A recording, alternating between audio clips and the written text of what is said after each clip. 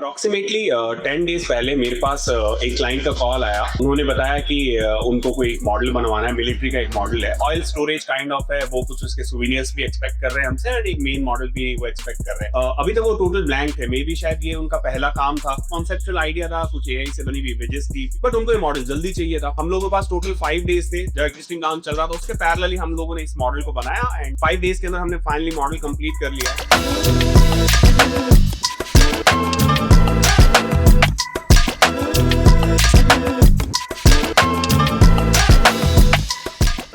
जैसे किसी का पहला मॉडल हो, हम चाहते हैं कि उन्हें मॉडल के बारे में चीजें पता हो कि स्केल क्या होता है, क्या साइज आएगा, हम अगर पर्टिकुलर कोई साइज लेने वाले तो क्यों वो सिलेक्शन किया है, अगर हमारा मॉडल का मूवमेंट रहने वाला है तो हमें साइजेस अकॉर्डिंगली रखने होते हैं कि एक इजीली लोडिंग व्हीकल मैनेज किया जा सके उसको एक जगह से दूसरी जगह ले जाने के लिए। तो पर्पस को हम समझ के फिर हम लोग रिकमेंड करते हैं। इस केस के अंदर हमने उनको, जैसे ऑयल स्टोरेज का मॉडल था, ऑब्वियसली इसके अंदर टैंक छोटे छोटे मतलब बैरल्स थे ऑयल के और वो क्लियरली विजिबल होना चाहिए। अगर हम लोग बड़े स्केल सेलेक्ट करते हैं 7500 तो इसमें नहीं होता, तो हम लोगों ने उनको 1/42 का स्केल रिकमेंड किया। 1/42 एक डिसेंट स्केल होता है, इसके अंदर सारी डिटेलिंग अच्छे से दिख पाती है, तो उनका पर्पस हमें लगा कि 42 पे सॉल्व हो पाएगा एंड मॉडल का साइज भी बहुत ज्यादा बड़ा नहीं जाएगा। तो अब हमारे पास एक नेक्स्ट चैलेंज आया कि हमने उनको अच्छे से एक्सप्लेन किया, बट उनको ये मॉडल जल्दी चाहिए था और उनको बहुत अच्छा लगा हमसे बात करके सारी चीजें समझ के, तो उन्होंने ये डिसीजन बना लिया कि हमसे ही मॉडल बनाना है। तो हमने बोला कि हम थोड़ा वर्कआउट करके बताते हैं कि हम लोग कितना कर पाएंगे, नहीं कर पाएंगे, क्या है। तो लकीली हमारे साथ ये हुआ कि जिस प्रोजेक्ट पे हम लोग काम कर रहे थे उसमें क्लाइंट की तरफ से अपडेट आया कि 10 डेज का इसके अंदर एक्सटेंशन है, वो मॉडल अभी नहीं जाने वाला। तब इस केस के अंदर हमने ऑयल